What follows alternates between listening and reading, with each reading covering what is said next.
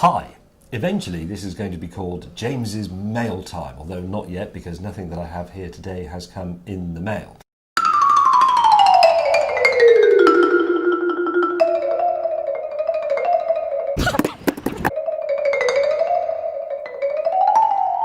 Going up.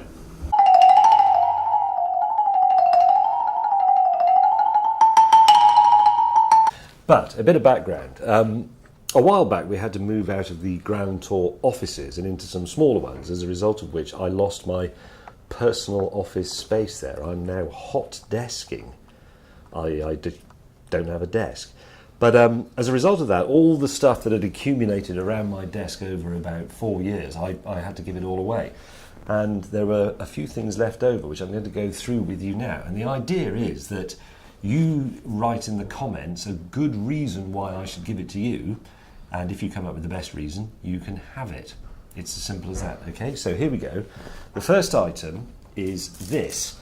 Now, I believe this may have been a gift from Betty McLaughlin. If it was you, I'm going to give it away. And I'm sorry, I do like it. It's a very, very tiny model of, I think, a 1960s Honda Formula One car. You have to carefully cut it out, paint it, put it together. There's a driver figure. It's a pretty simple kit. Or you could just leave it in this bag as a curiosity and maybe, pin it on your wall or something like that. Anyway, do you want this? If you do, comment. If it's a good comment, if it's the best comment of all the comments about this, it's yours. We'll call that item 1. Good. Next. I've got a sort of sneaking suspicion these are a gift from Jane Brewer, another regular contributor and commentator. One of them has been made. They're these little miniature push out and assemble fighter aircraft gliders. That's the Mitsubishi A6M0. We've got a Wildcat and a Tempest. I think that's meant to be a Messerschmitt 109 Emil. There are 1, 2, 3, 4, 5 left in this set, with propellers and little nose weights and all the bits you need to put them together and throw them around the office and annoy everybody. Would you like those? If you would like those, tell me why you'd like them. And if I like why you like these gliders, you can have them. Now, this is an interesting one. This goes back a very long way. I can't remember exactly how far back, but it's a Russian alarm clock, which I bought from a street market way back in the 90s when I went on a trip to, I think, St. Petersburg, but it might have been Moscow. It works, it rings, it has a snooze function, pretty rudimentary. It makes an extremely loud noise. I won't wind it up, otherwise it'll spoil the rest of this film.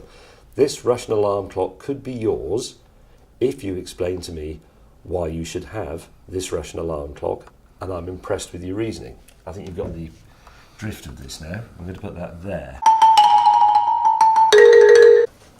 Lego Speed Champions, the 1960, is this a 1964? Hang on a minute. Children's TV presenter glasses. 1968 Ford Mustang, very similar to the one Richard Hammond owns and about the same size, actually. These are great fun to build, very therapeutic. You can sit at your desk or your kitchen table, put this together. It stops you drinking, smoking, and doing other things that you might get up to. Would you like this? Comment, blah, blah, blah. Could be yours. Free. We are not sponsored by Lego or any of its associate companies. Would you like that to go there? Now, this is a big one. That's not a big one, that's just a piece of paper. Escape from Colditz. This is the reissue of the famous board game from the 1970s, which I remember from the first time around. Now, I think this was sent to me by the makers.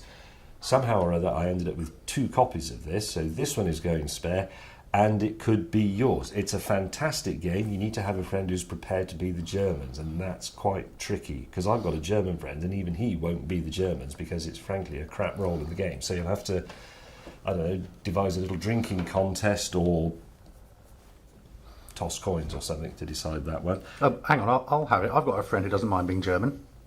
Who? His name's Pete. Okay, Tom's reason for having this is that he's got a mate who doesn't mind being the Germans. If you've got a better reason than that, you can have it. Otherwise, it's Tom's. Finally,